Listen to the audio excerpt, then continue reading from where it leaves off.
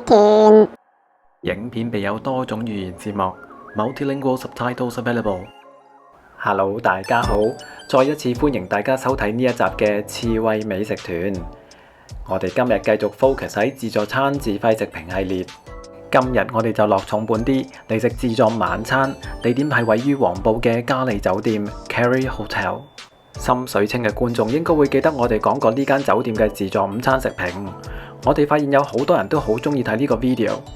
之後仲有好多觀眾問翻呢間嘅自助晚餐有咩嘢食同埋有咩特色添，所以喺信眾要求之下呢，我哋一家又翻嚟呢一度，先為佢嘅自助晚餐，再一次同大家開心 share 我哋嘅經歷啦。酒店嘅位置都唔難揾，你可以乘搭港鐵喺黃埔站出嚟行大約5分鐘就會到。揸車嘅朋友亦都可以事先問定有冇車位，呢度係有代客泊車服務嘅。自助餐就係位於酒店3樓嘅大灣咖啡廳。先同大家講下個價錢，呢頓自助晚餐我哋都係繼續喺 buy.hk 網站嗰度預訂嘅。呢個網站都好得意嘅，佢會定期放出1個月後嘅預訂限額，而價錢係浮動嘅。例如星期1至4嘅閒日價錢咧就會平啲，而受歡迎啲嘅星期5、6日同埋公眾假期價錢就會貴啲。我哋就係因為咧特別早去訂位，就成功預訂到一個10月其中一個星期5嘅自助晚餐，以最平嘅6折價錢，即係每位506蚊就會訂到啦。我哋訂完之後咧，再過多1、2日睇到個價錢就已經唔同咗啦，可能 quota 少咗，佢就變得貴咗啦。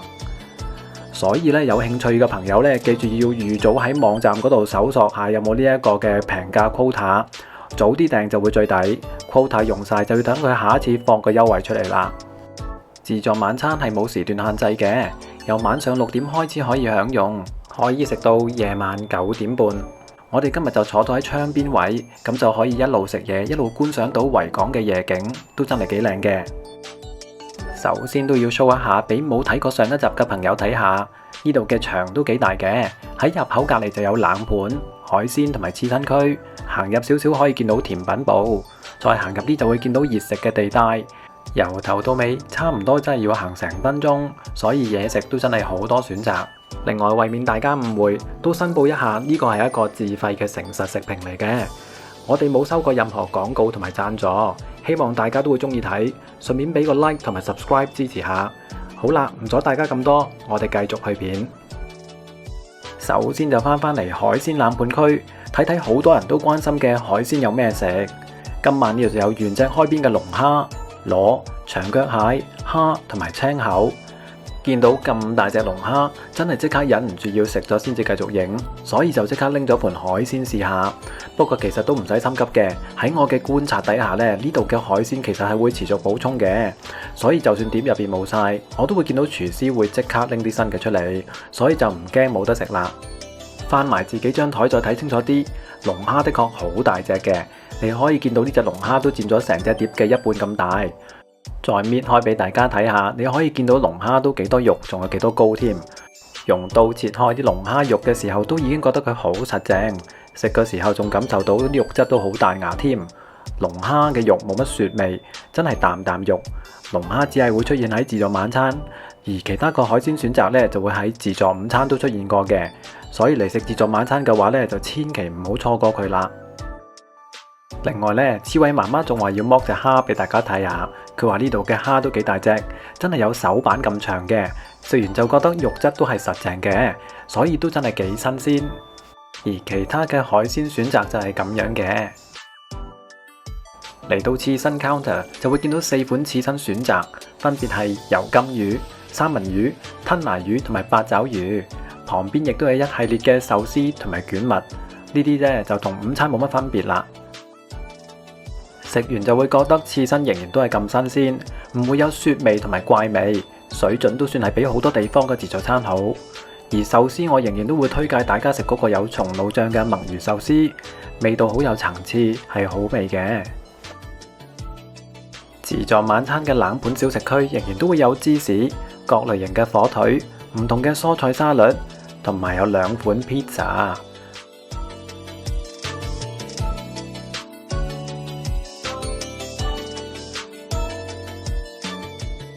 最引起到我注意嘅就係我發現到晚餐呢度仲會多咗啲風乾火腿，初初都覺得好得意，點解會並排咗幾隻唔同嘅火腿喺度？睇真啲，原來3隻火腿係有分別嘅，有3個唔同嘅熟成年期。最耐嗰個咧係熟成咗3年嘅黑毛豬火腿，而且每一隻火腿都放咗佢嘅出世紙出嚟。今次真係做人最緊要有選擇，連食火腿都有得揀啦。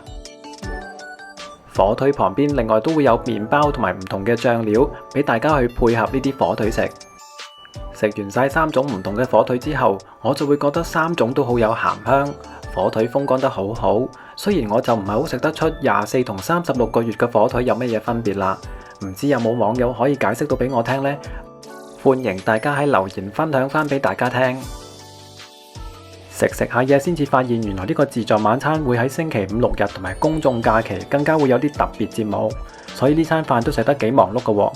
例如大約6點9呢，就會有個廚師走出嚟敲鑼，同大家講有出爐嘅燉湯。咁得意，梗係即刻走埋去拎翻2碗先。燉湯嘅賣相都幾足料，入邊有雞腳、瘦肉同埋蟲草花，味道都唔錯嘅，有少少清清甜甜。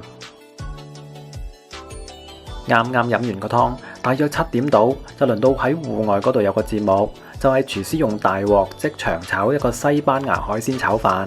我企咗喺度睇咗一陣，逐步見到呢個炒飯出世啦。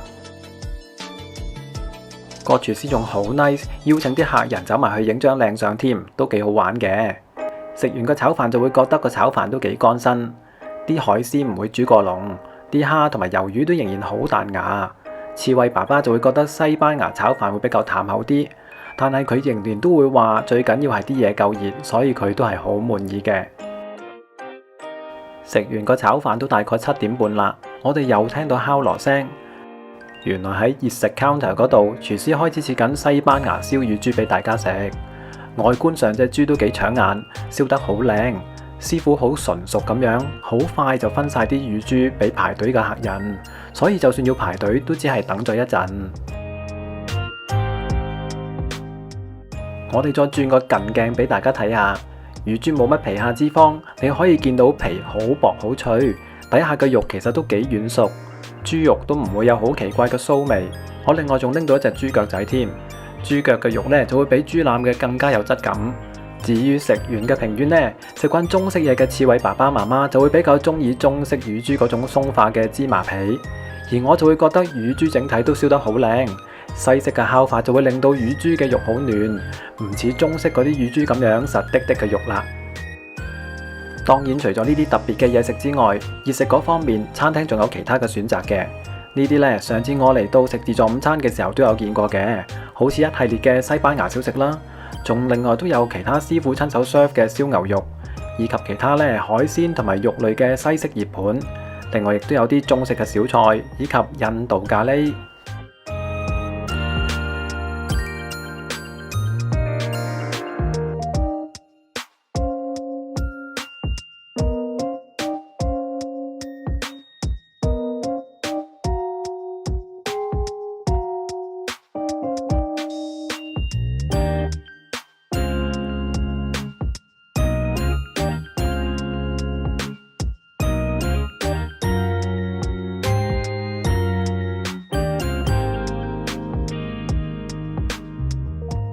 尾段嘅蒸爐嗰度亦都有啲蒸嘅嘢食，好似啲味蟲草花蒸雞、粉絲蒸蝦同埋小籠包等等。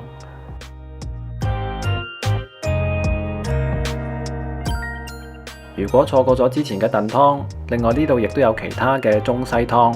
晚餐呢度仲多咗個泰式冬陰功湯添。都食到80飽啦，係時候留翻啲 quota 食甜品。呢度除咗午餐都有嘅 pancake 之外呢，師傅喺夜晚仲有即叫即製嘅西班牙焦糖奶凍。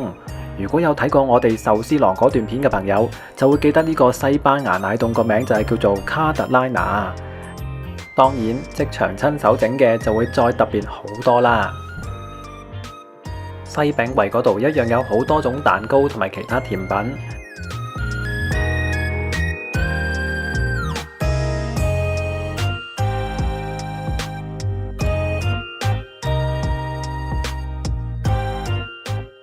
自助晚餐嘅雪糕同日頭一樣，都係有8種選擇嘅。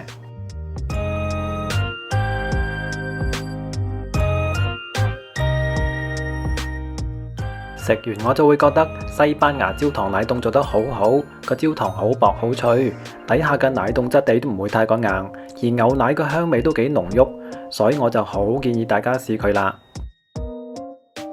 另外呢個即叫即整嘅 pancake 當然都好值得一試。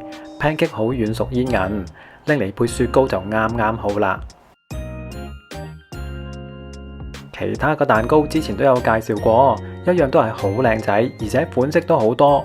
雖然我都要維持我之前嘅評語，就係覺得嗰個曲奇餅底好硬，如果再做得鬆脆啲呢，就非常之好啦。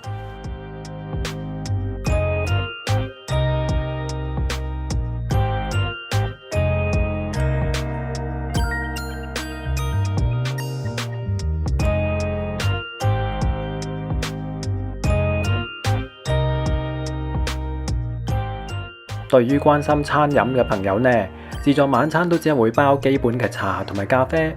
如果想有更加特別嘅選擇，例如果汁同埋酒精飲品，就要另外再加錢啦。最後我都喺度做個總結，呢度嘅自助晚餐食物種類仍然都係好多，以食物嘅味道同埋質素呢，真係非常之令我滿意。食物嘅種類都幾廣泛，好適合唔同年齡層嘅朋友享用。今次令我最 impress 嘅呢，就係自助晚餐都可以食到大大隻嘅龍蝦，真係食佢都已經好有回本嘅感覺啦。